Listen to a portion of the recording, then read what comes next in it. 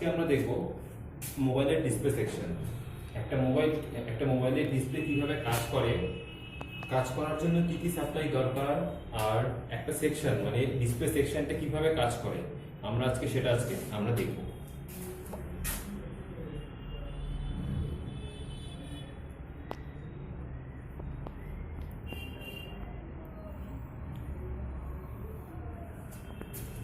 যেমন একটা মোবাইলের ডিসপ্লে অপারেট করতে গেলে দুটো সাপ্লাই মেনলি দরকার পড়ে। একটা হচ্ছে ডিসপ্লেটাকে চালানোর জন্য মেন পাওয়ার সাপ্লাইয়ের জন্য কি হয়, ডাইরেক্ট ব্যাটারি থেকে সাপ্লাই দিয়ে দেওয়া হয়। আরেকটা দরকার পড়ে ডেটা, যেটা সিপিইউ থেকে ডাইরেক্ট সাপ্লাই দেওয়া হয়,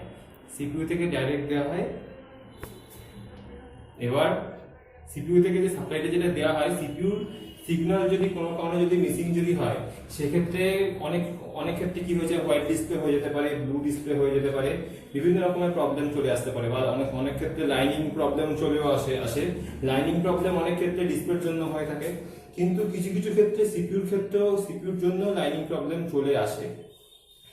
সো আমি আজকে নর্মাল ডিসপ্লে পাওয়ার সেকশনটা কিভাবে কাজ করে সেটা আমি দেখাচ্ছি।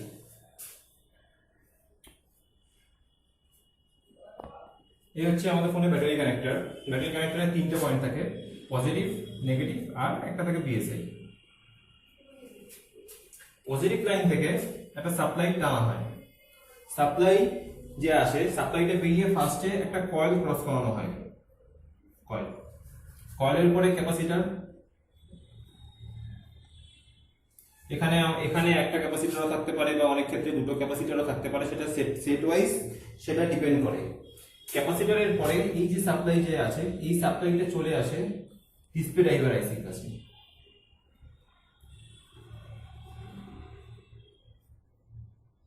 ডিসপ্লে ড্রাইভার আইসির এই পিনে চলে আসে। সাধারণত কি হয়, আমরা ডিসপ্লে ড্রাইভার আইসি 6 পিনেরও পেয়ে থাকি। এবার অনেক সেটে যেগুলো অ্যাডভান্স সেট, সেগুলোতে আমরা বেশি পিনেরও পেয়ে থাকি। আমি যে বোঝাচ্ছি সেটা আমি নরমালি 6 পিনের ডিসপ্লে ড্রাইভার আইসি দিয়ে বোঝানোর চেষ্টা করছি। এখানে যে সাপ্লাই যে ইনপুট হবে, এখানে আমরা ভোল্টেজ কত পাবো, এখানে আমরা ভোল্টেজ পাবো 3.7 ভোল্টেজ থেকে 4.2। ব্যাটারিতে আমরা যা ভোল্টেজটা পাবো সেটাই আমরা এখানে পেয়ে যাবো। কয়েল আর ক্যাপাসিটরের মাধ্যমে ভোল্টেজটা এখানে দেওয়া হয়, ফিল্টার করে ভোল্টেজটা দেওয়া হয়। এবারে এই পিন আর এই পিন, দুটো পিনের মধ্যে একটা বুস্ট কয়েল বসানো থাকে। এই বুস্ট কয়েলটা বসানোর পিছনে কাজ হচ্ছে বুস্ট ভোল্টেজ জেনারেট করা, মানে ভোল্টেজটাকে অনেকটা হাই করে ভোল্টেজটাকে জেনারেট করা, ভোল্টেজটা অনেক হাই করে ভোল্টেজটাকে জেনারেট করা। যার জন্য কি হয়, ডিসপ্লেতে আমরা মেইনলি গ্রাফিক্সটা আমরা দেখতে পাই। সাধারণত কি হয়, এখন আমাদের যে স্মার্টফোন যেগুলো এখন মার্কেটে আসে, সেগুলো নর্মালি এখন 5 ইঞ্চির উপরেই থাকে ডিসপ্লে। তো সেই ধরনের ডিসপ্লে গ্লো করার জন্য নর্মাল ভোল্টেজের মাধ্যমে সেই ডিসপ্লে কিন্তু আমরা গ্লো করাতে আমরা পারবো না। তো তার জন্য বুস্ট ভোল্টেজ দরকার।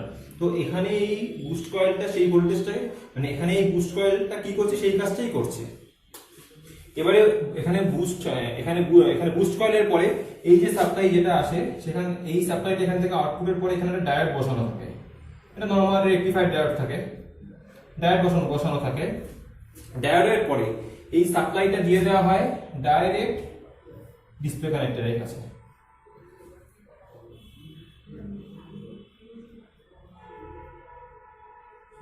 ডাইরেক্ট গিয়ে এটা ডিসপ্লে কানেক্টরের কাছে দিয়ে দেওয়া হয়। আমি এখানে সবকটা যে কম্পোনেন্ট গুলো বসিয়েছি, আমি ডিনোটিং মিটারগুলো বসিয়ে দিচ্ছি। কয়েল এল, জানি কয়েলে আমরা এল হয়, বসালাম। সিপিইউ ক্যাপাসিটরের ক্ষেত্রে সি, আর এখানে বুস্ট কয়েলে আমি এখানে এল করলাম, আর ডায়োডের ক্ষেত্রে ডি করে দিলাম।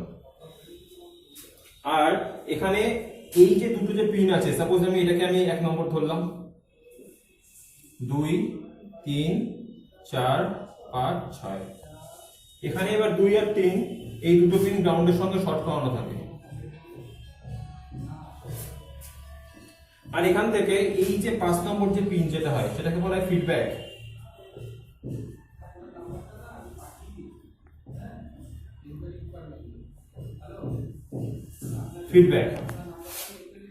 আর এই 4 নম্বর যে পিন, এটা হচ্ছে এনেবল।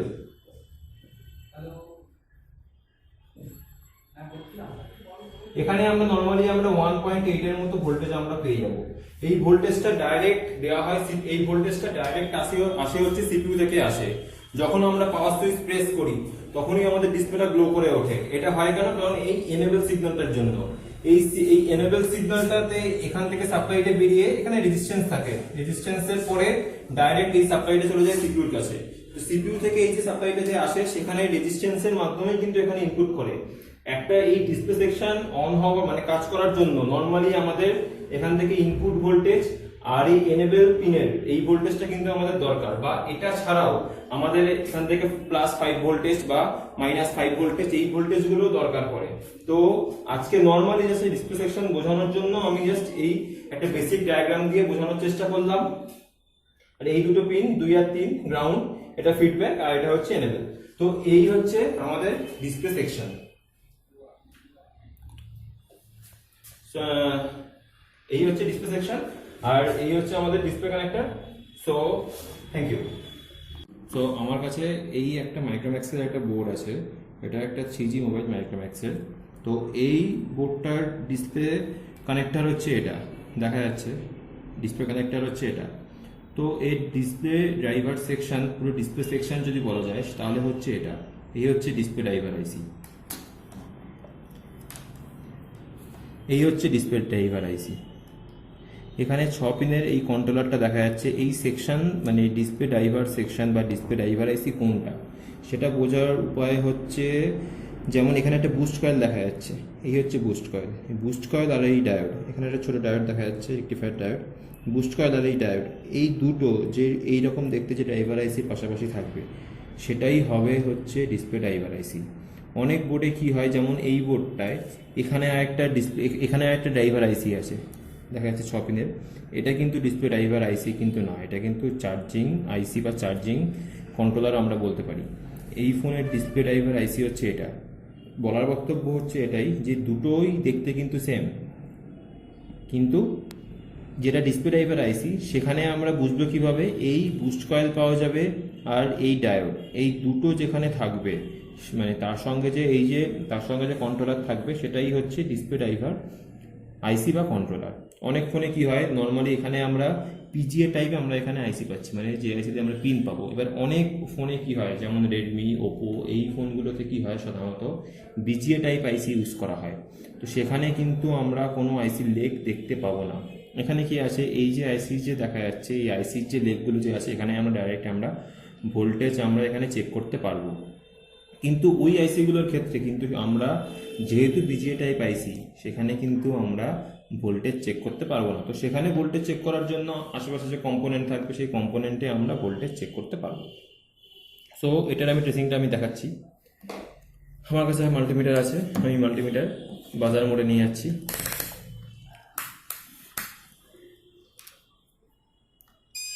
ওকে, মাল্টিমিটার ওয়ার্কিং কন্ডিশনে আছে। ফার্স্টে আমি কি করছি, এখানে এই হচ্ছে ব্যাটারি কানেক্টর। ব্যাটারি কানেক্টরে কোনটা পজিটিভ কোনটা নেগেটিভ সেটা আমি আগে ফাইন্ড আউট করে নিচ্ছি। গ্রাউন্ডে রেখে এই হচ্ছে নেগেটিভ লাইন আর এটা হচ্ছে পজিটিভ। সো পজিটিভ লাইনে আমি প্রপটা চেক, মানে আমি একটা প্রপ আমি কানেক্ট করলাম। তারপরে এই যে ড্রাইভার আইসি, এই আইসির ঠিক পাশেই কোনো না কোনো একটা ক্যাপাসিটার থাকবে। সেই ক্যাপাসিটারের সঙ্গে এই পজিটিভ সাপ্লাইয়ের যে মানে লাইন যেটা থাকবে সেটা ডাইরেক্ট লাইন দেওয়া থাকবে। দেখে নিচ্ছি কোনটা। যেমন এখানে একটা ক্যাপাসিটার দেখা যাচ্ছে, এই ক্যাপাসিটারটার এই পয়েন্টে আমি বিপ পাচ্ছি, তার মানে কি পজিটিভ লাইনের সঙ্গে ক্যাপাসিটারের এই পয়েন্টের ডাইরেক্ট কানেকশান আছে। আর যেহেতু জানি এখানে ফিল্টার ক্যাপাসিটার ইউজ করা হয়, এখানে পিএফ ফিল্টার, এখানে ফিল্টার ক্যাপাসিটার ইউজ করা হয়, তো সেক্ষেত্রে এই ক্যাপাসিটারের একটা পয়েন্ট কি হবে, গ্রাউন্ডের সঙ্গে কানেক্টেড থাকবে।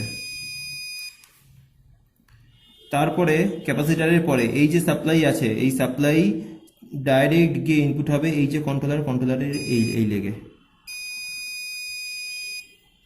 ওকে, তারপরে এই লেগে ইনপুট হওয়ার পরে এখান থেকে এই লেগ থেকে আউটপুট হবে, এই লেগ থেকে আউটপুট হবে। এখানে এই ইনপুটের লেগ আর আউটপুটের লেগ দুটো পিন একসঙ্গে শর্ট আছে। তার মানে শর্ট হওয়ার পিছনে কারণ হচ্ছে এই বুস্ট কয়েল। যেহেতু এই দুটো পিনের মধ্যে থেকেই বুস্ট কয়েলটা লাগানো আছে সেই জন্য দুটো পয়েন্ট ইনপুট আর আউটপুট একসঙ্গে বিপ সাউন্ড দিচ্ছে। এখান থেকে এই বুস্ট কয়েলটা তুলে নিলেই এই যে শর্ট যেটা আর কি আছে, শর্টটা কিন্তু উঠে যাবে। তারপরে এখান থেকে বুস্ট কয়েলের পরে এখানে হচ্ছে এইখান থেকে আউটপুটের পরে এখানে একটা ডায়োড দেখা যাচ্ছে, এই ডায়োডের এই পিনে এসে সেই সাপ্লাইটা এসে ইনপুট হবে।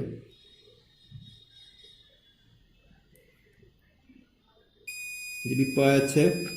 এটা আশা করি এটা একটু দেখতে একটু প্রবলেম হচ্ছে, কারণ জায়গাটাই হচ্ছে এমন, মানে আর একটু দেখতে প্রবলেম হচ্ছে। যেমন এই যে দেখানোর চেষ্টা করছি,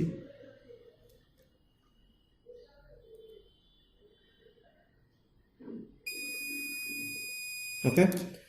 সো ডায়োডের এই লেগে ইনপুট হওয়ার পরে, ডায়োডের এখানে অ্যানোডে ইনপুট হওয়ার পরে ক্যাথোড থেকে সাপ্লাই আউট হয়ে এই সাপ্লাইটাই চলে যাবে হচ্ছে এই ক্যাপাসিটারটায়। এখানে একটা ক্যাপাসিটার আছে, আর এখানেও ফিল্টার ক্যাপাসিটার ইউজ করা হয়েছে।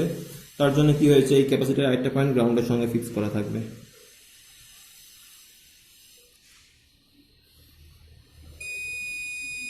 ওকে।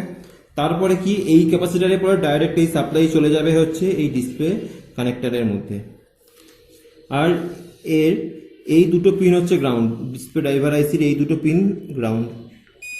1 নম্বর এখানে এই হচ্ছে 1 নম্বর, এখানে নজ দেখা যাচ্ছে হচ্ছে 1 নম্বর, তার মানে 1 নম্বর থেকে এখান থেকে আউটপুট হবে। আর এর 2 আর 3 হচ্ছে গ্রাউন্ড, ওকে। 4 নম্বর হচ্ছে এনেবল পিন, এই যে এটা। এখানে আমরা একটা ইম্পিডেন্স পাবো, আর আমরা এখানে অনলাইন চেক করলে এখানে 1.8 এর মতো ভোল্টেজ পাওয়া যাবে। এখানে ইম্পিডেন্স পাওয়া যাচ্ছে, ওকে। আর এর ওপরের পিনটা হচ্ছে ফিডব্যাক। এই এনেবলের পিন সাইডেই একটা রেজিস্ট্যান্স আছে, এই রেজিস্ট্যান্সের থ্রু ডাইরেক্ট সিপিইউর সাথে কানেক্টেড থাকে। সো ফ্রেন্ডস, এই হচ্ছে নর্মালি একটা মোবাইলের ডিসপ্লে সেকশন, এই 6 পিনের ড্রাইভার কন্ট্রোলার আইসি দিয়ে।